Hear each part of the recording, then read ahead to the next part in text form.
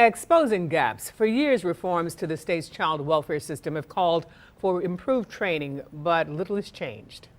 Training shortfalls a year ago put 100 Cherokee County families at risk and launched a criminal investigation.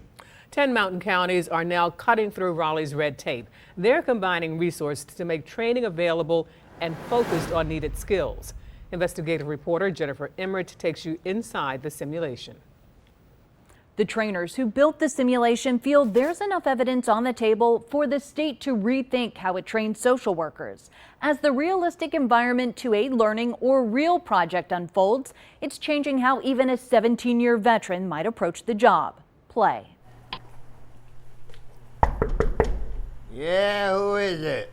Hi, Ricky. It's Sabrina with Social Services. May I come in? Hold on, hold on.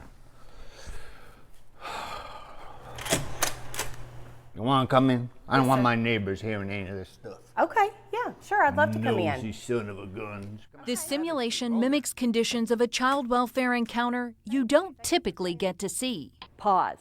Ricky, played by actor Mark Cameron, is briefed with the scenario and guidelines, not to make it easy for investigators looking into his 7-month-old's eye and chest injuries. You never know what's going to come out of his mouth or how he's going to act or behave. So I think that spontaneity and that unknown, fear of the unknown, and then I deliver on the unknown, makes it very real for them. An experience some workers never get before their first knock.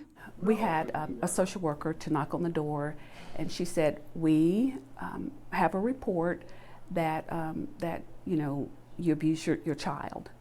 So he immediately responded to that. I mean, immediately. So afterwards, she said, "I will know that when I go the next time, never to do that again."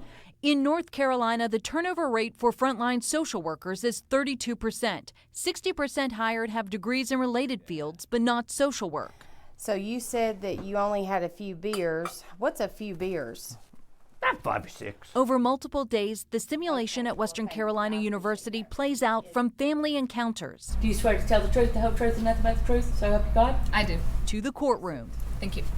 And there's not a lot of instruction or education or training about how to testify, how best to get your case across in court.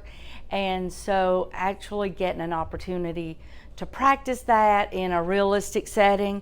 Despite 17 years experience, it's Sabrina Davis's first simulation. Sometimes we become complacent and we are on autopilot. When curveballs fly, Do I sound like I'm lying or something? My job is to gather information Well, and to talk to everybody in the family and to find out from everybody what their side of the story is. using a one-way mirror, lead trainer and co-developer Dee Hunt watches.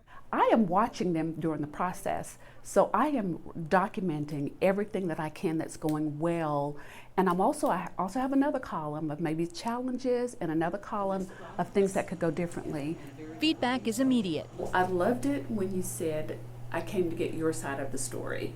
Here, items they should address get a second look. Or see if there's anything that if a baby is crawling that you would be concerned about.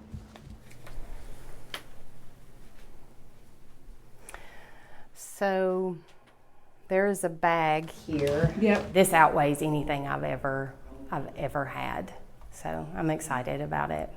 By watching recordings, co-developer Kevin Marino says workers are forced to see their reaction to a parent or a judge. We can sit with them and say, okay, when you took the stand, this may seem insignificant, but if you smile or laugh at a judge, some judges may not appreciate that. Or what message does it relay to the family? We're talking about a deeper level of skill enhancement and engagement with people. To give employees a safe place to make decisions about taking somebody's children is critical. Investigating DSS training a year ago, I exposed mountain counties struggling to hire qualified workers, exposing that in some counties, workers never receive pre-service training. With the pilot program tied to 3 mountain schools, it eliminates time excuses along with travel expenses. It could eventually result in grading for social workers, giving taxpayers a way to judge the program's effectiveness. For more information, go to WLOS.com.